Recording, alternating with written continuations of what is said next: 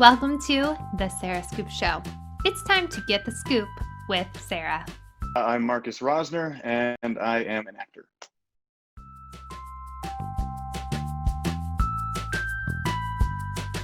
Love on Harbor Island it stars myself and Morgan Kohan, and features guest appearances or supporting appearances from Emma Kim and Brendan Taylor, and it's about a woman who's an interior designer in Seattle, and she goes back to the western island on which she was raised, back to her Aunt Maggie's inn, rather, and finds a charming man living on the property in the guest suite who has started a local puppy adoption and seaplane that the guests take on and off the island, and also is a carpenter, because every man in Hallmark has 3 jobs at least.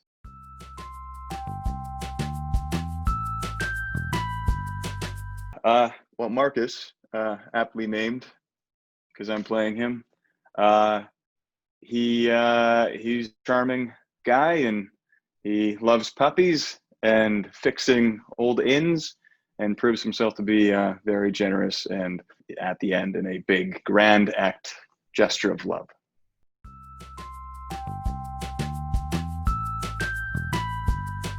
Well, I have some experience flying. I mean, not a lot by any means, but I've taken some flying lessons. Who doesn't like dogs? So that was easy to connect. The dude had my name, so that was pretty. That was pretty easy to connect with there, I guess.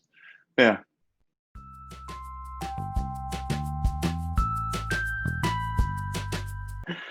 Having the same name as the character actually made things very easy, and I like to joke that it's just because I am too dumb to remember my character's name, so they made it nice and easy for me. But no, anytime somebody was saying Marcus, I knew they were talking to me either way, and yeah, it's pretty easy.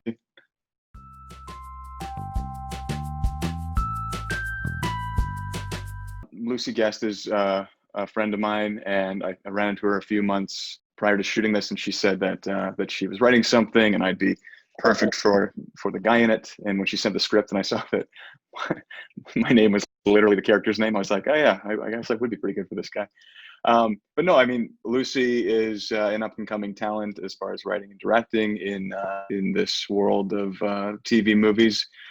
And she's got such a great comedic sense that I trusted. And it's always just, often it's just the people that you get to work with that kind of are the deciding factor. So this was a good one for that.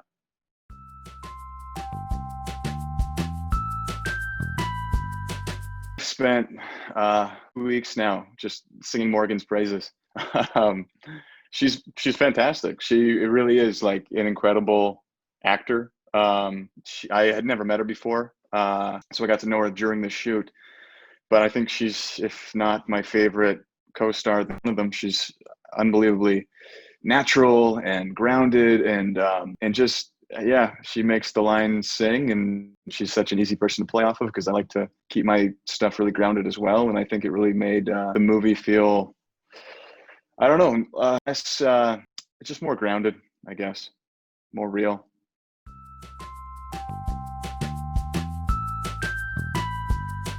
Movies had like 3 different names. I think it was like Take Off to Love when we first shot it, and then Love at First Flight, and now it has settled on Love on Harbor Island. So.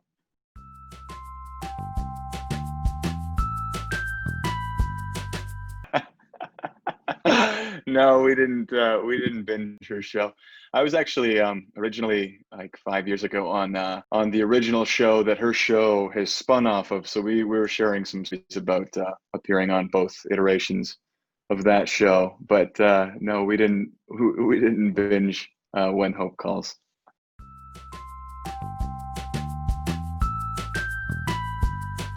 Yeah.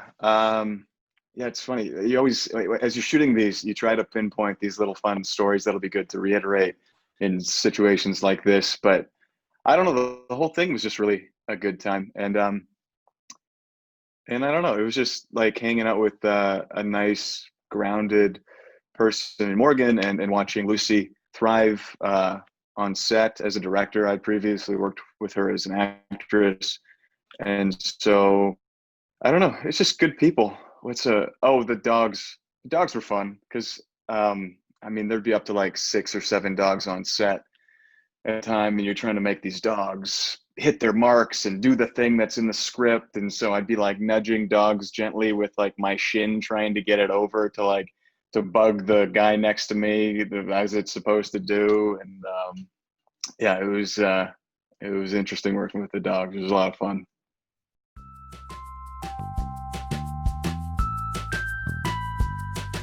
They just sort of hope that that these two people are going to get along and have chemistry. And I mean, they do generally a pretty good job of culminating a good group of people that have history with and they know are good actors, but also good people. And so you can generally pair them up any which way, and hopefully there'll be some sparks flying on camera. There's no chemistry read, which is funny. There's a table read, but even that's not always a given. So often you show up on set, you go in hair and makeup, and you're like, hey, how you doing? Nice to meet you. Let's go fall in love.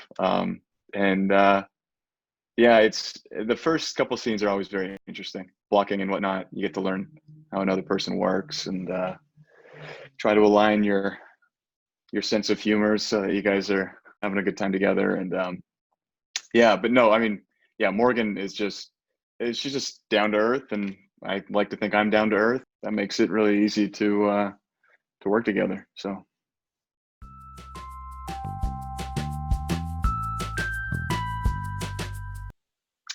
Uh, Adopt, don't buy dogs, because yeah, just like doing even like a tiny amount of research into dog options, it's pretty clear that there's bountiful dogs that are looking for homes every day. So yeah, adopt.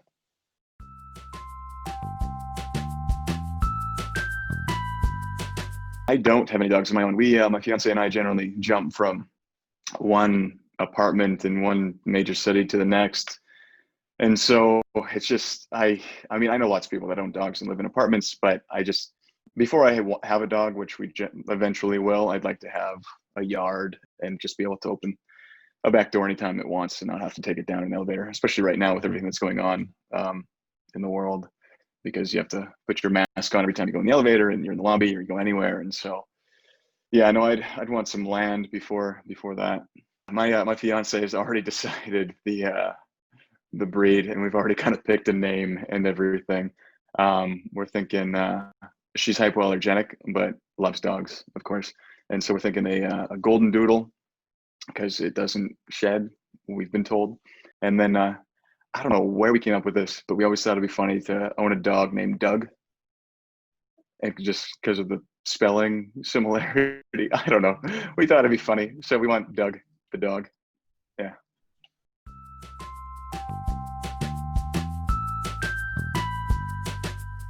Yeah, I like to refer to those as the before days. I mean, I was so new to acting, and they don't just throw a movie in your lap, and so I did a lot. I mean, especially since I can comb my hair back and look like one of these douches in a suit. But yeah, I played a lot of those Mr. Wrongs, and it seems like it'll haunt me forever. But yeah, no, I mean, I certainly like being Mr. Right a lot better.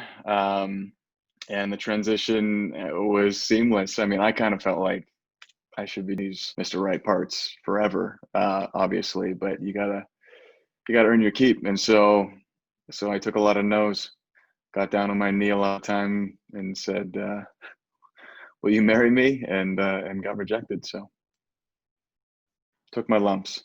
Yeah.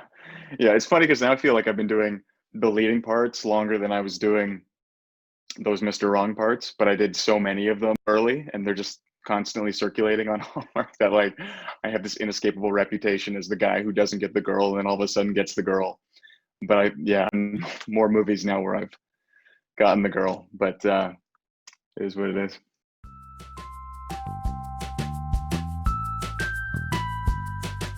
Yeah, I mean that was that was especially towards the end there. That was the only way I was just trying to make those roles as fun as possible because it's like how do I make this guy really fun? It's just make him completely earnest in all the dumb Mr. Wrong moves that he's constantly making. And so yeah, I just tried to keep doing that over and over and make it a somewhat tough decision for the girl at least.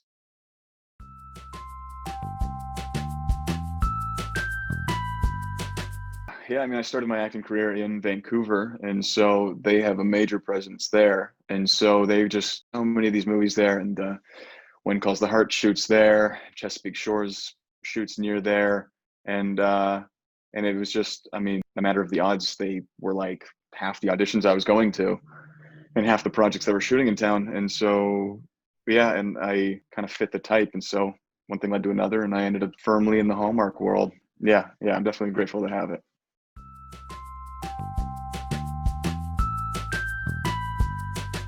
These things are so funny because everybody has like their own like all the fans and all the Hallmarkies and stuff. They all like different ones. So I always hate being like this one's better than this one or something. But I don't know. Honestly, I always feel like when I watch the latest one, that one somehow becomes my new favorite. And so right now I think it's this one, Love on Harbor Island. Yes, I Do was on the other day, and I put it on real quick, and I was like, yeah, this is pretty good. Like this is a pretty good one. And it kind of broke mold a little bit. It had two of the leading ladies, Jessica Lowndes and Jen Lilly, and and it was fun just to be the guy in the middle. So I really like that one too. Those two come to mind.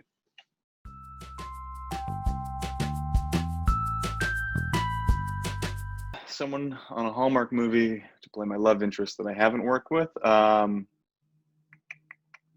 Oh, good question. Good question. It's funny because when I work with somebody, we generally get along so well that I'm just like, I want to work with that person again and again because I know it goes well already. So I mean, like Jen Lilly's fantastic, Morgan Kohan's fantastic. Obviously, Cindy Busby is like a good friend of mine, and she is just the joy of a person and an actress. Um, who haven't I worked with? That would be cool. Autumn Reeser. Autumn Reeser. I've always been a big fan of Autumn Reeser.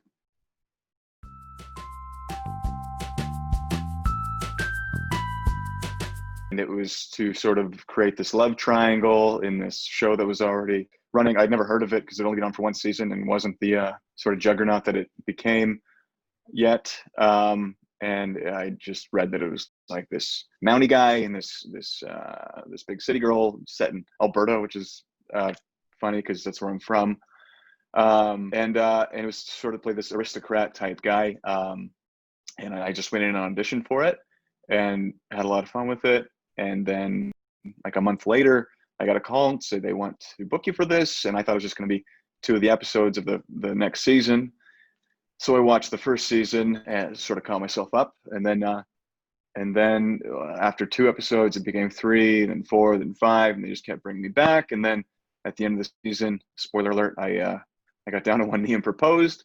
And then by the third season, uh, I was nowhere to be found. So that was basically my experience there. But I mean, like Erin Krakow, watching her on that set was really interesting because she's someone that is so built to lead a show, especially on the Hallmark Channel because she's just such a caring, generous star who genuinely cares about the show that she's making. Has proven herself to be the only indispensable piece on that particular show, which is such a credit to her because it's essentially on her shoulders and it's a juggernaut. And so, yeah, I constantly find myself impressed by her and what she's been able with that program.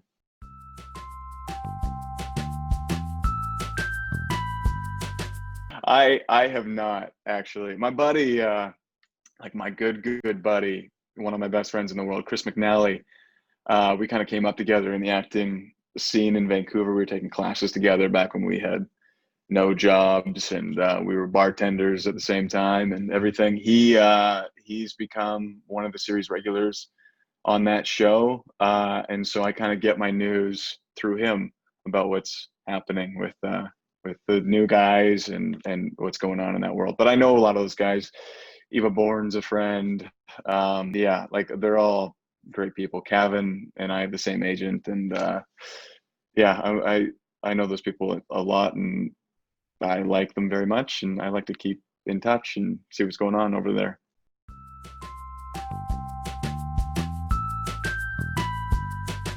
Kind of. You know what I would have liked more is if I got to wear what Chris is wearing actually, because I see pictures of him and like little screen grabs and clips and stuff, and he's dressed like this charlatan, and that would have been pretty fun. My suits were all like big, baggy, and like frumpy, but it was really cool shooting in like Jamestown, which is the set in Vancouver there, or old timey, and it looks like an old Western town. That was really cool, and it's such a nice set to work on because they generally just shoot right there. So it felt like home when I was there. Like you go there every week, and I assume that's what it feels like for that cast. So yeah, that was what I liked about the period aspect of it.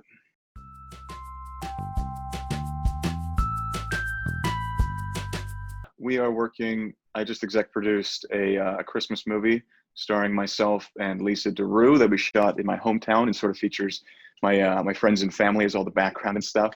That was a trip getting to do that, and then COVID hit during the movie, and so that became a dream into a nightmare that we got finished through several miracles, one after the other. So hopefully that airs this Christmas.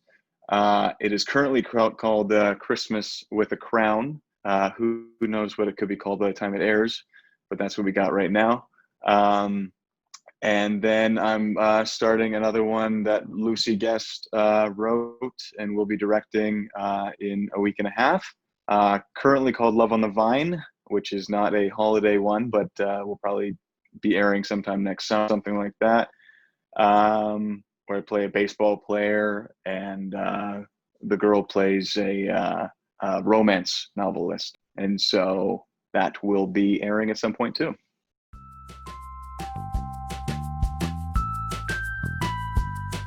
I've been working much more towards developing projects, writing projects, stuff like that. This wasn't something that I had planned, but I met a producer around a year ago, and then he called me and said that he was making a Christmas movie in Edmonton, and was wondering if I wanted to come on and exec produce, because I had been talking about wanting to that field when we met, and he knows I star in these movies all the time. And so he's like, I know it's Edmonton and I know it's winter, but you want to come do it? And I was like, you don't know this, but I'm from Edmonton, or I'm from Sherwood Park, which is like a suburb of Edmonton right outside of it. And so the thought of bringing a movie to my hometown, where growing up there were no movies at all, this was such a foreign industry to us, was just, honestly, it was a dream. Like, it was so fun to go home and to bring my mom and my brothers and my friends on set, and like see their eyes light up at like the cameras and the setups and everything. That was such a trip, and it was something I really enjoyed. So now I'm working to bring more projects there, because it's such an untapped resource as a place to shoot things. And then as far as being a producer, that I thrive under that kind of stuff. I love acting so much. It's definitely my first and biggest love, but my one gripe with it is that we sit around for so long and we don't have a lot of control about what we're doing with our careers. And so, and I consider myself a storyteller, and so I have stories to tell that I want to be in, and stories that I don't want to be in, and the only way to do that is to pull up your bootstraps and sort of get it done. So that's what I've been working on.